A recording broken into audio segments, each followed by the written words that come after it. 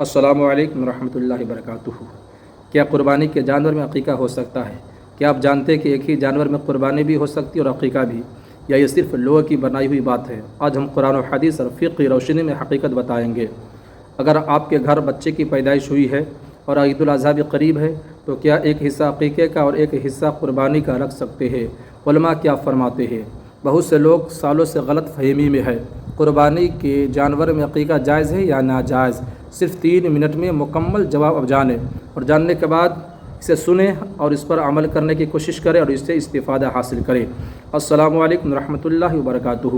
دوستو، آج ہم ایک بہت اہم مسئلہ پر بات کریں گے، خاص طور پر ان لوگوں کے لیے جن کے گھر میں نومولود بچہ ہو اور ساتھ عید الاضحیٰ بھی قریب ہو۔ سوال یہ ہے کہ کیا قربانی کے بڑے جانور میں عقیقہ کیا جا سکتا ہے؟ یعنی اگر گائے یا اونٹ میں 7 حصے ہوتے ہیں تو کیا ان میں سے کچھ حصے قربانی کے اور کچھ عقیقے کے ہو سکتے ہیں؟ آئیے قرآن و حدیث اور فقہ حنفی کی روشنی میں اس مسئلے کو سمجھتے ہیں۔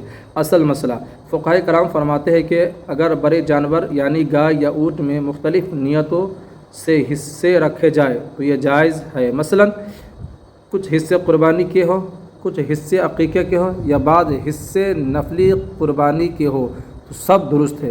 دلیل، فقہی کتابوں میں ذکر ہے کہ قربانی کے بڑے جانور میں کئی نیتیں جمع ہو سکتے ہیں، کیونکہ اصل مقصد جانور کا ذبح کرنا، اللہ کی رضا حاصل کرنا، عبادت ادا کرنا ہے، اور یہ سب نیک عبادات ہے۔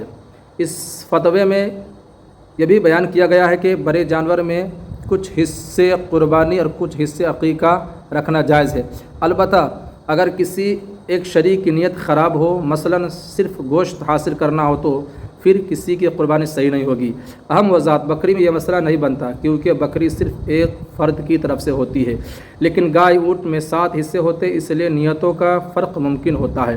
فقہ حنفی کی رائے، فقہ حنفی کی مشہور کتاب میں ذکر ہے کہ اگر کسی نے عقیقے کی نیت کی اور کسی نے قربانی کی تو دونوں کی عبادت ادا ہو جائے گی۔ یہی رائے بہت سے علماء کرام نے اختیار فرمائی ہے۔ عام غلط فہمیاں، بعض لوگ کہتے ہیں عقیقہ اور قربانی الگ عبادتیں ہیں، اس لیے ایک جانور میں جمع نہیں ہو سکتے، لیکن فقہائے کرام فرماتے ہیں چونکہ دونوں عبادات مالی عبادت ہے اور جانوروں کے ذبح سے متعلق ہے، اس لیے بڑے جانور میں دونوں نیتیں جمع ہو سکتے ہیں۔ مثال کے طور پر ایک گائے میں 4 حصے قربانی کے، 2 حصے عقیقے کے، 1 حصہ نفلی قربانی کا ہو سکتا ہے، اور سب کی عبادت ادا ہو جائے گی۔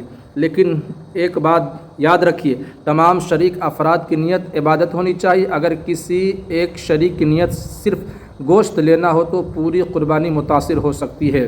خلاصہ یہ ہے کہ بڑے جانور میں قربانی اور عقیقہ دونوں جمع کیے جا سکتے ہیں۔ فقہ حنفی میں اس کی اجازت موجود ہے۔ نیت خالص عبادت کی ہونی چاہیے۔